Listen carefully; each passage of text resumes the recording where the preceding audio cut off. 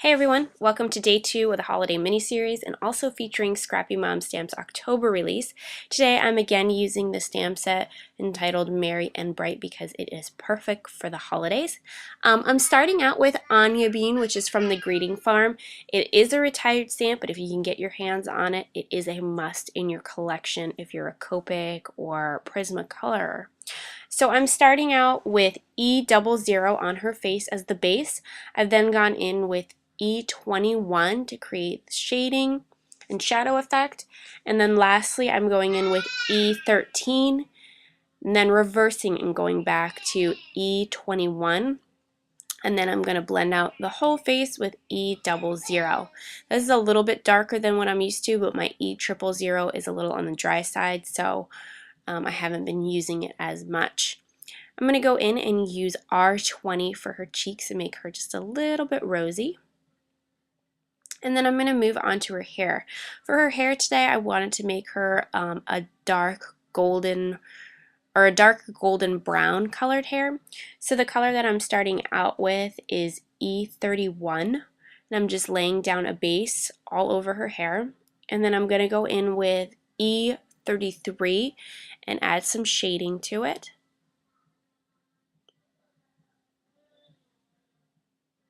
And then my darkest color is going to be, or no, I'm sorry, I'm going to go in again with E35 and add a little bit more shading and depth, and my last color, my darkest color, will be E37.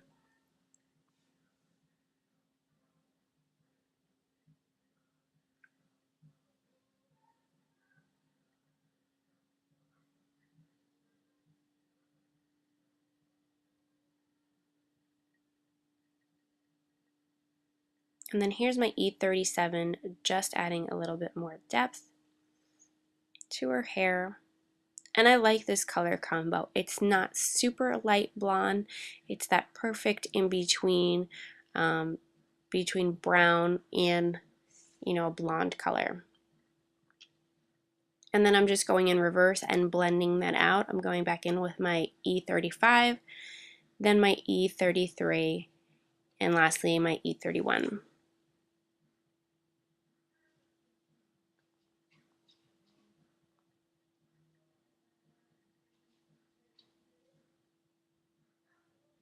Next I'm going in with her boots, and I wanted to make them brown, but I didn't want to make them too similar to her hair.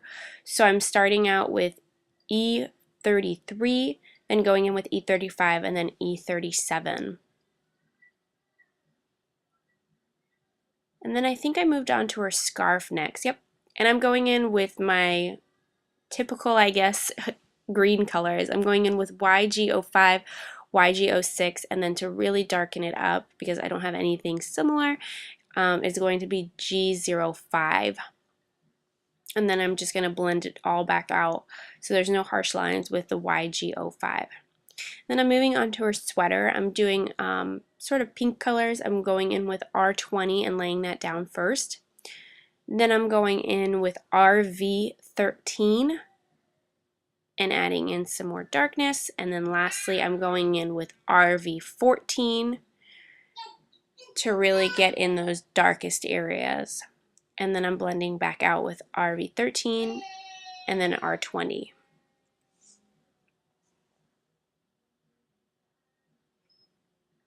And then for her skirt, I'm using BG05, BG07, and then BG09.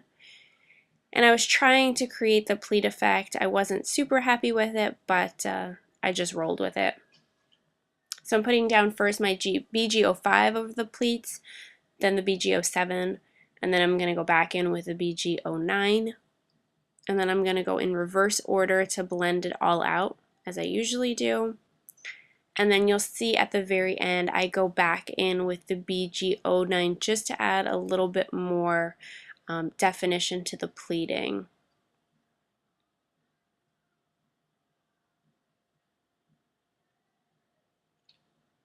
I absolutely love this image, and it's taken me quite some time to come across it, but I'm so glad I did. So now moving on to my reds, I just colored her button in the center with R29, and then I'm going to use the red on the checkered pattern up at the top. But for her hat, I'm going with my warm grays. I'm just using W1 and then W3, and then blending it back out again with W1. If you're wondering, these are just crazy colors to pick up and put together. They all go together with the pattern paper that I'm using. So here I'm going in with my reds like I mentioned. I'm going in with R27, and then I'm going to go over that with just a little bit of shading for R29, which really isn't necessary, but at the time I didn't think I was going to use it, but I will be using stickles in this area because, of course, no Christmas card is complete without some kind of sparkle and glitter. And then I'm going in, here's the shading with the R29. And then I'm going to go in and color the diamonds with just YG06. And then I add a little bit of shading to that with my G05.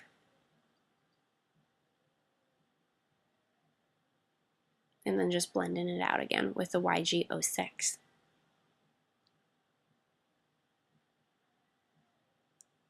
And then I'm going to go back into that last part of the hat with my reds that I used on the diamond portion of it, which is just the R27 and then R29 for shading.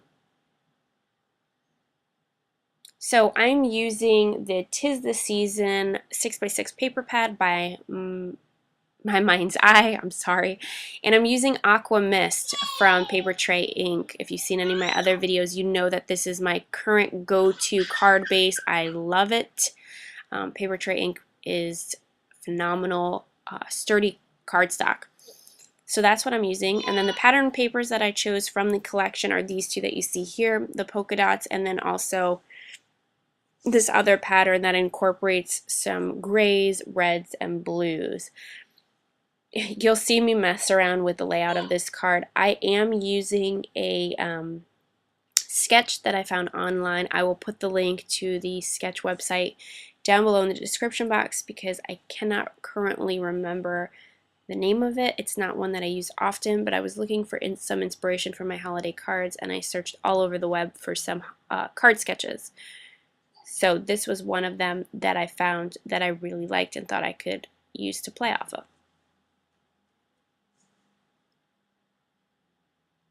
So the layout of this card has 4 squares on the back and then one larger square in the center, overlapping all 4 of them. And so I had it laid out like this, and I really just wasn't happy with how all the red was sticking out. So I decided to go ahead and trim that red paper down so that I could mat the polka dotted paper onto it. And I ended up liking that a lot better on top of the Aqua Mist. So I'm then I'm then cutting down the Anya bean down to the size that I would like her. And I decided that I really wanted to use that other piece of pattern paper that I had pulled out because I liked the pattern. So I thought I'd mat her onto that.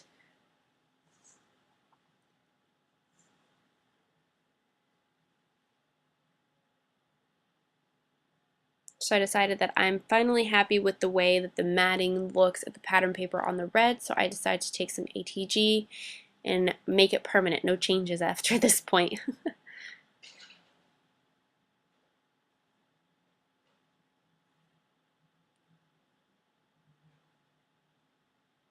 This red cardstock is just in my stash of scraps. It is more than likely just basic Recollections cardstock from Michaels.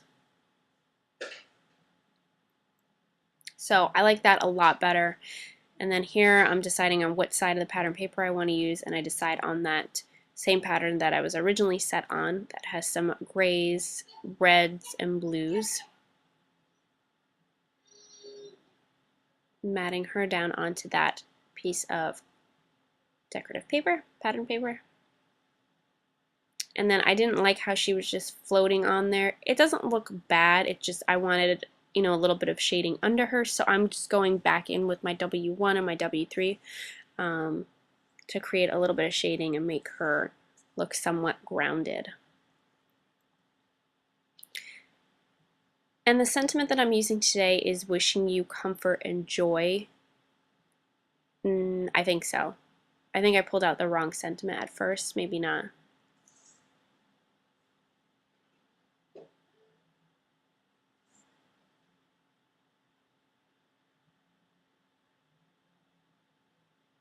Yep, I was right. I pulled out the wrong sentiment at first. That other sentiment says wishing your holidays are merry and bright. That I'm using on a different card and was easily confused. So wishing you comfort and joy is the sentiment that I chose to use on here. And again, that is from Scrappy Moms Stamps, brand new stamp set that was just released.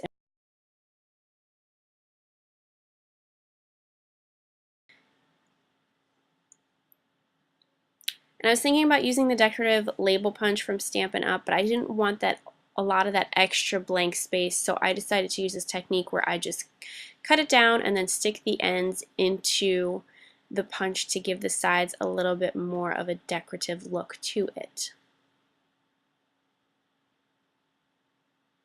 And that top piece, there was like a little extra, so I just trimmed it off with my scissors and it's perfect now.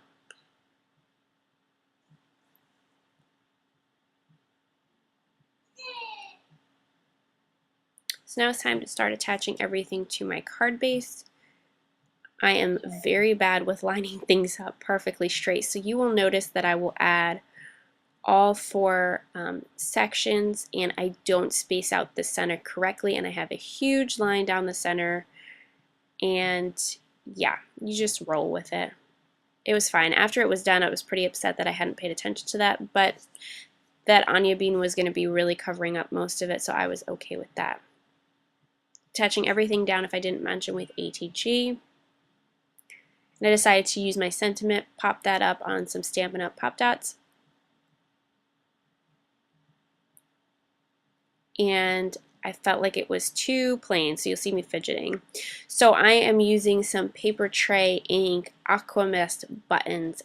This is the vintage pack of buttons.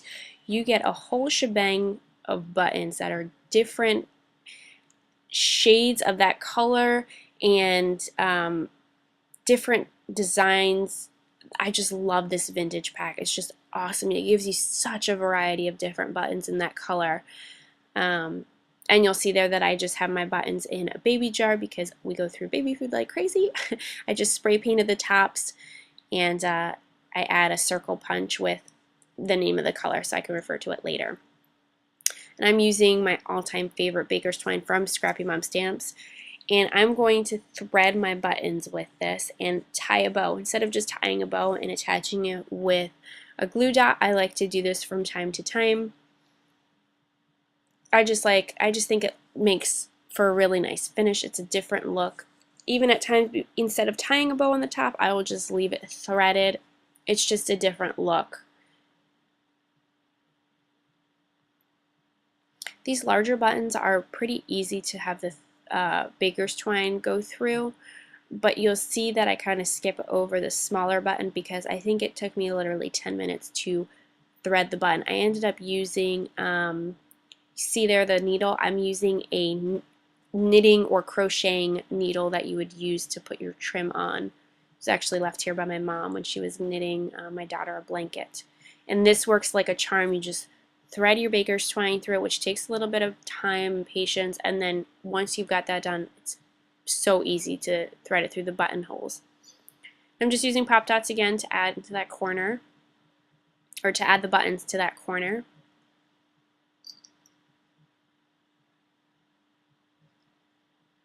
Fixing the loops on the buttons. And of course, this card is missing something.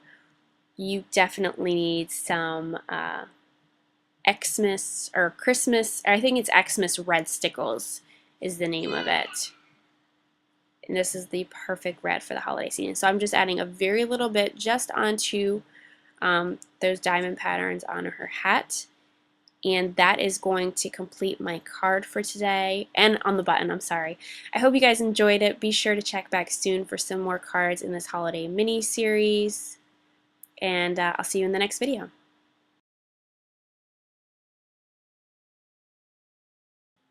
For a list of supplies used on this card, check out my blog at techniquesbytrish.blogspot.com.